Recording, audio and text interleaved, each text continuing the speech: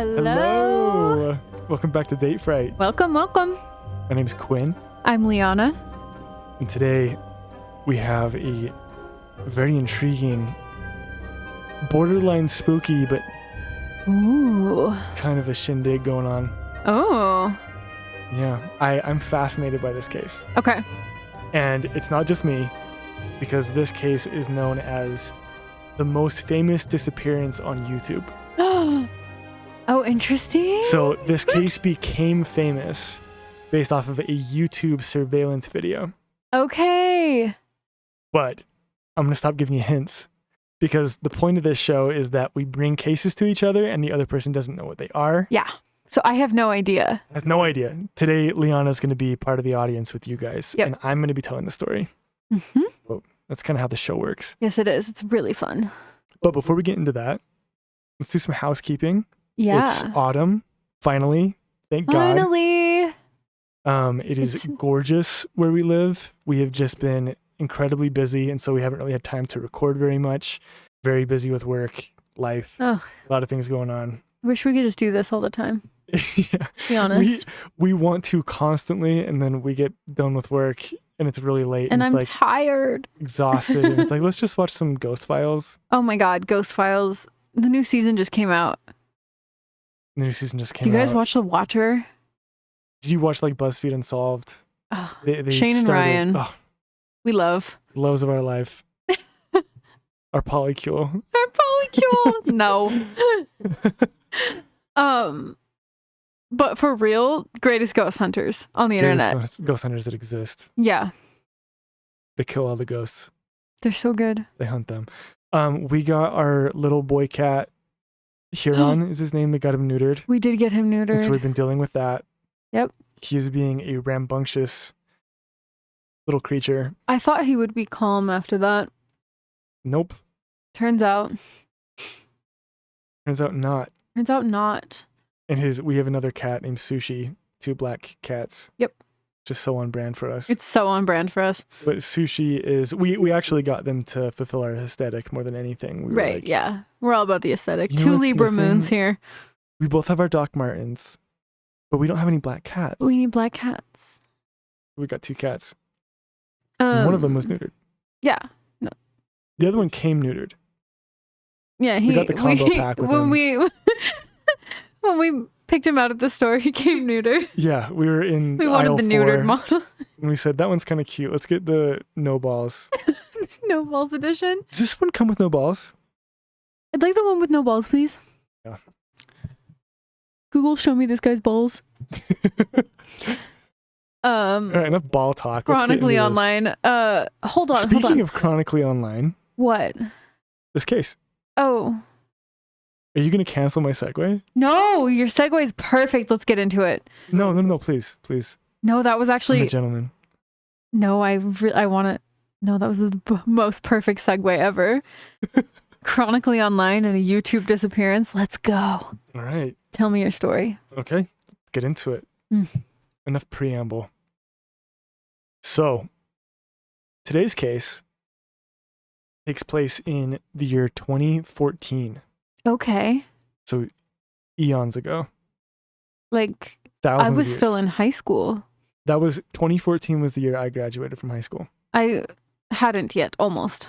Oh. I graduated 2015. Just little fun facts about us. But this Don't case, dox us. in this case, it takes place in the city of Varna in Bulgaria. So this is a European Oh, caper. you love a good European story. I certainly do. I'm a little bit of a European file. file? Well, yeah, like No, I don't like the connotations of that. No. It's You're a little bit of a Europhile. We're just gonna skate on Cut past. that out. We're just gonna skate on past that. I resent that. Situated along the coast of the Black Sea, Varna is one of the largest cities and resort towns of the northern province of Bulgaria. Okay. So it's like a big tourist spot, big like party spot. I've never So heard think of it. like My uncultured American that big ass. then, can I'm it? kidding. Please tell me more. For anyone who has not been, including us, or has never heard of this, including you, it's a very ancient city. It's thousands of years old, but it's a major hub for all things culture for close to 3,000 years. Damn. It's a very popular tourist vacation destination, especially among young European people. Okay. It was on one of these vacations that a group of young men from Germany found and selected the popular seaside resort, the Golden Sands. According to members of this group of friends, the week went by really fast. They relaxed on the beach, spent time at the pool, played football, or soccer here, went clubbing, very relaxed, laid back holiday with everyone in a good mood throughout it. Yeah. Nothing weird. Just good old fashioned. Just boy time. Great, good old boy hangouts. Bunch of boys in a hotel room having a grand old time together. Yay! Nothing out of the ordinary. Yeah. This is until the day before they were set to return home. Okay. On the night of July 6th, the group of men were at a popular bar in town, and one of the group, a man by the name of Lars Mittank, described by many as a very compassionate and easygoing young man with a promising career as an engineer, got into a disagreement with some other visiting German nationals over football. The argument essentially breaking down to the two groups backing of rival teams in the German Bundesliga, which is like it's like the MLS. It's a very, very serious discussion over there. Like religion. Yeah, it is like here in America, we definitely have that to an extent with sports. Over there, it's different. I mean, France literally, when France won the World Cup, they literally like set fire to the streets of Paris and they won. Yeah, no, it's a big deal. Yes. So this is a really emotionally charged argument. This is like akin to spirituality in a lot of places. Definitely. It's tremendously important to many, many people over there. Yeah. So a disagreement involving football teams is a very touchy and very fiery subject. Right. As the group was leaving the bar for the night to return to the resort, Mittank separated from his friends and walked out into the night. Oh, that's not good. Yes. The next morning, Mittank called his girlfriend and told her that he had been attacked by a group of Russian or Bulgarian men that he believed had been hired by the group of fans that he had gotten into a disagreement with the night before, saying that at one point, the group had said that it was very easy to hire people to, quote unquote, take care of problems in Bulgaria. What? Yeah. So this that is so threatening. This story goes from 0 to 100. 1,000. Like a million. In like 20 minutes. We're having a good party time vacation. Oh. It goes from a relaxed time with the boys at a vacation spot to one of them is you saying don't like my soccer team? To one Get of them wrecked. is saying, we're going to hire people to kill you. That's horrifying. Yes. I've never heard of this. The fight had allegedly led to Mittank sustaining an injured jaw and a ruptured eardrum. Oh my God. It's really important to remember that. Okay. So, ruptured eardrum, injured jaw, both head injuries. Later that night, after he had rejoined his friends for more clubbing, he claimed that after his girlfriend had urged him to... You went clubbing after that? He went clubbing after that, yeah. Europeans do it different. They certainly do. Ints. He claimed that after his girlfriend had urged him to, he had gone to see a doctor who had advised him not to fly if his eardrum had in fact ruptured because they were leaving the next day. You can't fly. You can't fly. And after an apparent communication issue, a language barrier issue, the doctor had prescribed him the antibiotic cefprozil, used mainly in the form for ear infections, not ruptures. Oh. So there was a little bit of a language barrier there. Wasn't exactly sure, what was going on there. The doctor described something for ear infections, not ruptures. Okay. Yeah, because typically I was going to say, I don't think you would use an antibiotic for a rupture. For a rupture. Yeah. Right. Which is weird. Right. To make it even more weird, this same doctor was later interviewed. No language barrier issue. So Mittank is saying that there was a language barrier issue It's almost like he's like not believing the doctor. Oh. There's plenty of reasons. Some people think it's fair. But Okay. the rest of Mitank's group of friends say that they all wanted to stay with him, but Mittank firmly insisted that he would be totally fine on his own and that they should just continue on with their plans to fly home on the 7th like they had originally planned. So at this point, because of the issue, the eardrum issue, he is told by his doctor to not fly home. It's the next day. And so he comes home and talks to his friends and says, they're all leaving the next morning. Yeah. And says, because of this, I can't go if you guys go without me. I'll be totally fine. Don't worry about it. How far is Bulgaria from Germany? Not super close, but it's a couple hours flight. Like nobody could have stayed behind for a train ride? So it's close enough that you can take a bus ride too. Yeah, like nobody could have stayed with homeboy for like a train ride. Right. So his friends firmly insist that they all said that they were going to do that. Right. So, why is he so insistent against it? Right. So he firmly insisted that he would be totally fine on his own and that they should just continue on with their plans to fly home on the 7th like they had originally planned. And while several of Lars' friends were beginning to question what was up with him, because he was acting a little weird at this point, they all decided that they would follow up their earlier plans. They're all in their late 20s. Yeah. Early to mid to late 20s. They're all adults. Yeah. They have to get back from jobs. Right. It's a situation where he's saying he's totally fine. He'll get another flight. Yeah. It happens. It happens, I guess. And so they all leave. Yeah. Mittank checks out of the Golden Sands at the same time with the rest of his friends and took a cab on his own.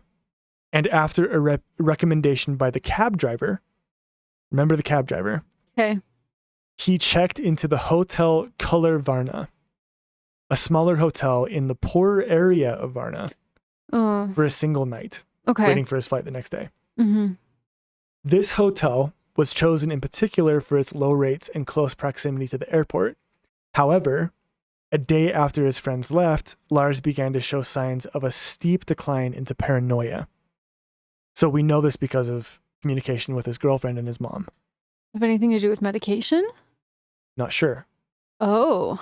That night at the hotel, Lars called his mother Sandra and in a whisper told her that he needed to leave immediately and couldn't wait for his ear to heal due to his belief that he was not safe at the hotel and was being hunted by the people that had assaulted him and were trying to rob or even kill him.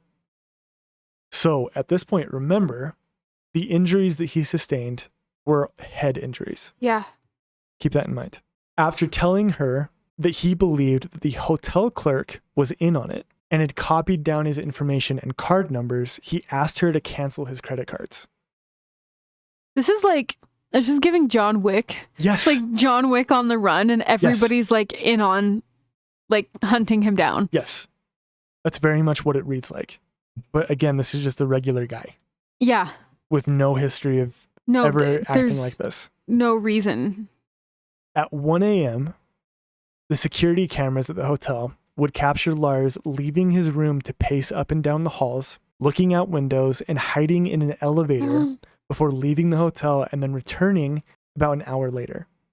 Throughout the night, Lars would text his mother asking about what his medicine was.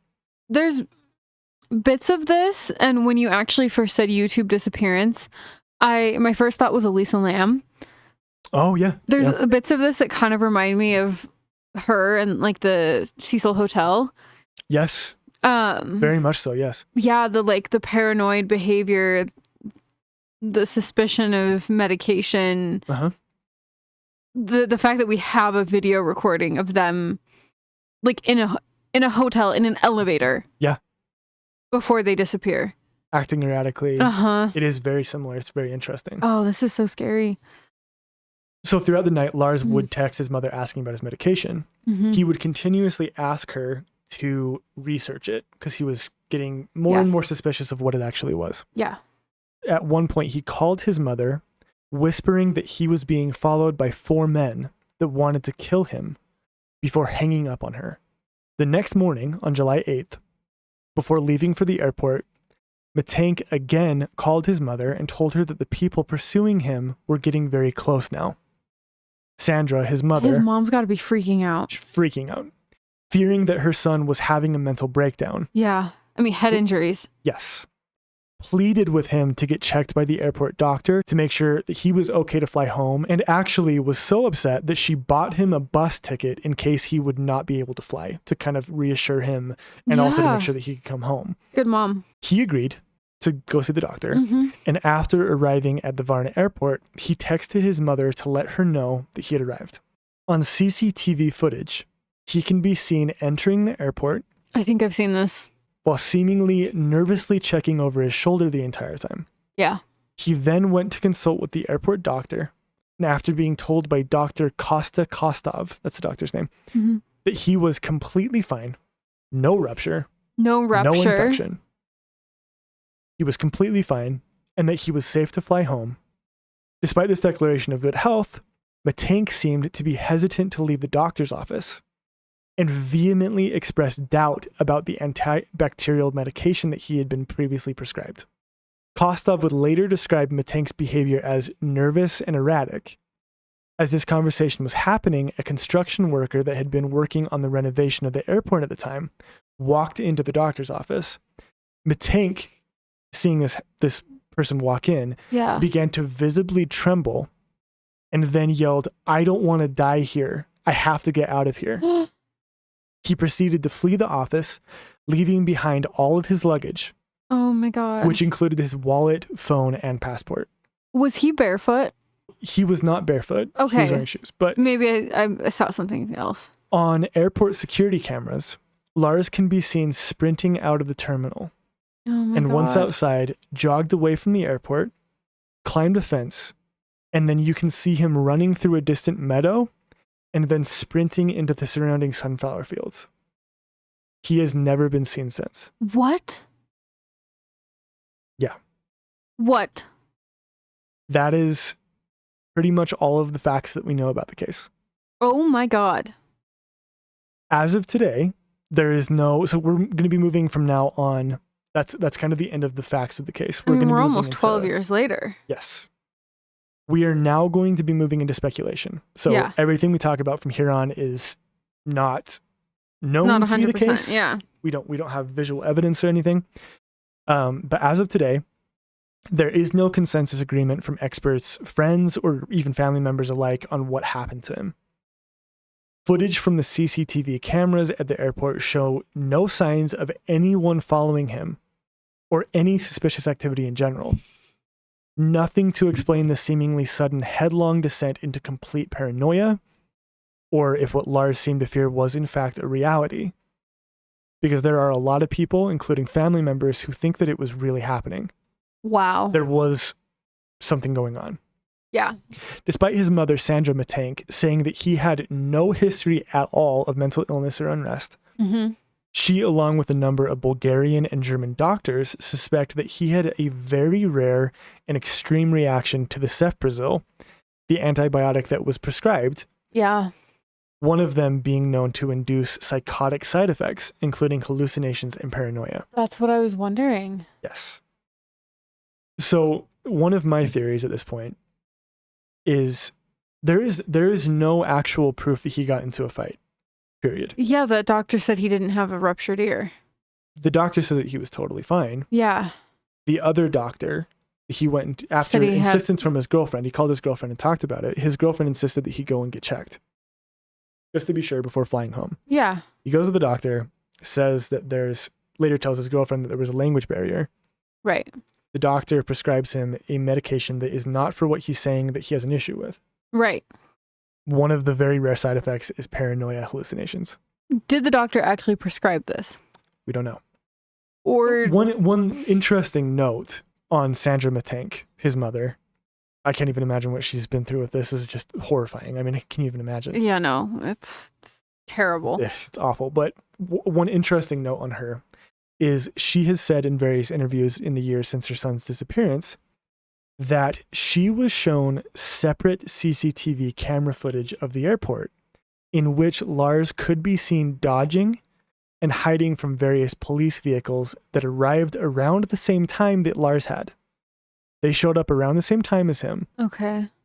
And in the footage that she says that she was shown, She could see she could see that his movements were extremely deliberate and stealthy. Not erratic. Not erratic. Not like of someone that's on something, Yes. being paranoid. Not hallucinating, that it was someone who was deliberately evading police. Okay. However, and this is where people start to have a little bit of like a question about this guy. The doctor, Kostov, who was the doctor at the airport. Yeah, the airport doctor. That was last to see him. Mittank had shown him that he was not taking his medication. So Dr. Kostov said in an interview that Mittank had shown him that he had taken none of his medication. Of the pill antibiotic. The pill bottle was full. I mean, if someone was like super paranoid that it was causing issues, yeah, he probably wouldn't. Yes. Was he on anything else? So from what we can tell, he was not on anything else. There was no history of medical issues. There was no history of mental health issues. He was a very healthy, just young dude. Raw dog in life. Nothing. So this is where it gets weird though, right? The doctor says, like shortly after this happened, right? Yeah. He was quoted as saying in an interview that he had not taken any of his medication. He was quoted as saying he didn't take those antibiotics. He didn't even fill out his prescription. Huh. So his behavior couldn't have been a result of that. I can't think of a single reason why he fled my office in such a panic. I'm still confused. Okay. So you have... Real quick though, because this is really important. I'm sorry to cut you off. Another note on this guy, Dr. Kostov, is that he has given since then multiple different accounts of what happened. Oh. So as of writing this, he has given conflicting testimony at different times over the years as to what actually happened in his office. Some view this as a possible sign of interference with the investigation and perhaps even guilt. The thing that is hard for me is that like there's a complete lack of evidence that happened. Yeah, he didn't know the guy before the action started happening. What would the motive be with that? Yeah, it's probably just he didn't remember. Maybe the conflicting reports of what happened though is weird. It is weird. There's people who do kind of see that as a sign of guilt. Yeah. But guilt of what? Right. That is what's interesting about it. Why would you? But also, why would you? This person was acting erratic before you ever met him. Right. It is interesting that he did say that the cause for some people's explanation for the cause of his kind of like extreme descent into paranoia was the medicine. Yeah. And immediately after, the doctor is quoted as saying that he didn't take any of it. Yeah. He could see that it was sealed. He didn't take any. Yeah. So it's weird. But then he also said he didn't fill out the prescription, so he wouldn't have the medication if he hadn't filled out the prescription. It's weird. So what I was going to ask was if, like, you have this guy, right? He's out at this very popular area for young tourists. He's out clubbing. Was he on something else? Good question. Perhaps. Was he, because, I mean, you could be on something not prescribed, right, causing paranoia and hallucinations. Right. And I get that his mom was saying that his actions were very deliberate, but if you truly believe that you were hiding from something, wouldn't you be trying your best to hide from it? Right. You know what I mean? Like, even if it's a bad trip. So it's interesting you say that, because the next theory that we're going to go over that people have come up with has to do with that. And I'm not saying this guy was on drugs. Like, we don't know. We don't know. We don't know anything about this. This is why it's so fascinating. Yeah. But one of the theories that has been posited is that on the night of the fight between Lars and the four men that he believed had been hired to kill him, mm-hmm. Lars had actually been contacted and blackmailed by Bulgarian drug cartels. Oh. That the night that he had gotten into the fight and separated from his friends, that he had somehow been roped into becoming a drug mule for them. Oh my God. but had gotten cold feet and tried to flee after his night alone at the Hotel Color. So that's why he says that people were following him. Yeah. Because they had given him drugs. He wasn't sure if he even wanted to do it. He'd gotten blackmailed. Oh my God. He was carrying. Yeah. And so that's why he was hesitant to do anything. That's why he left his luggage behind. Because he didn't want to be caught with the drugs. I'm sure you're going to tell me later that they went through his luggage. His luggage was clean. Okay. According to some reports. Okay. So this is another aspect to this. Yeah. Is one interesting fact about this case that leads some to believe that this prior theory has some legs to stand on is that the day after the fight, he had hailed a cab to leave. Lars had somehow hailed the exact same cab driver. Oh my God. So the very same cab driver that had picked him up after the fight. Dropped him off the next day. Dropped him off. He got the same cab driver the next day in a huge tourist city like this. That cab driver who had picked him up after the fight had recommended the Hotel Color to him. That's why he stayed there. Right. Which is in a bad part of town. Right. Do we know if this cab driver has like a rap sheet, like a history of... We don't. Oh God. He's just anonymous. Right. Oh my God. Some believe this to be more than just a coincidence. Yeah, that sounds more than coincidental. And due to a lack of basically any evidence, this theory is at this time purely speculative, and any quote unquote evidence seems to be circumstantial. So it's kind of like who knows? A fan theory, yeah, in a weird way. But the theory that most, including many doctors and even Lars's mother, believe to be the most accurate is that due to the buildup of anxiety and stress caused by his very busy lifestyle of work, and returning home on the weekends to help take care of his father, who had suffered a stroke about a year prior to the Varna trip. A mental breakdown caused by an undiagnosed mental illness and perhaps being struck in the head multiple times during that fight had been discussed widely as the most plausible explanation for Mittank's strange behavior leading up to and including his disappearance. Yeah. Local police have been unable to determine what exactly happened to Mittank after fleeing into the sunflower fields. After the lack of progress by authorities, Sandra Mittank and Lars' employer hired a private investigator by the name of Andreas Gutig to look into her son's disappearance. Wow. So basically in this circumstance, the police have been very unhelpful. Yeah, they're not doing shit. And due to that, his mother and his employer... Which is crazy that they have to be the ones to do it. They were the ones that hired a private investigator. And Gutig has searched for years, including looking deeply into hospital records of the surrounding areas for patients without identification. Yeah. But nothing has been found. Wow. So there's no history anywhere in the surrounding area of him showing up anywhere. No, like, funeral home, no body that turned up, no bodies, no John Does. Wow. He can be seen running into a sunflower field and just completely falls off the map.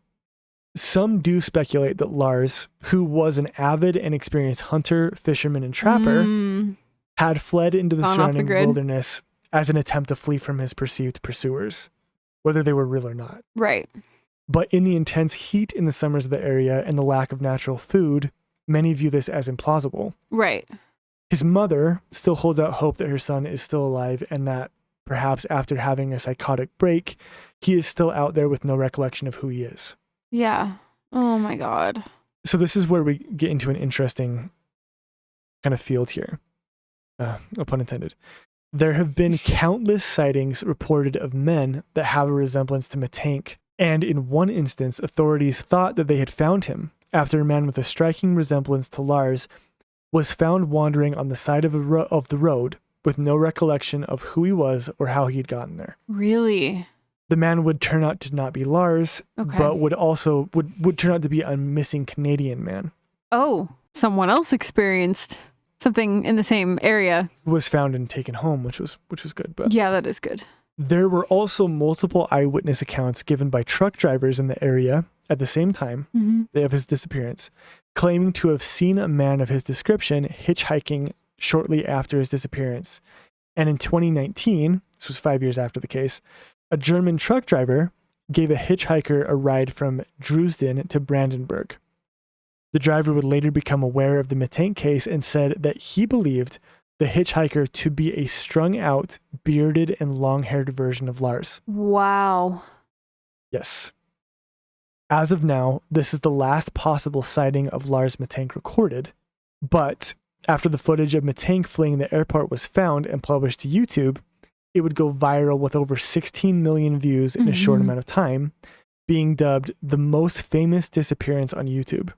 Wow. Due to this, his case has become one of the most famous and well-known cases of a missing person worldwide. His family and friends still hold out hope that somewhere Lars is safe and will come home to them.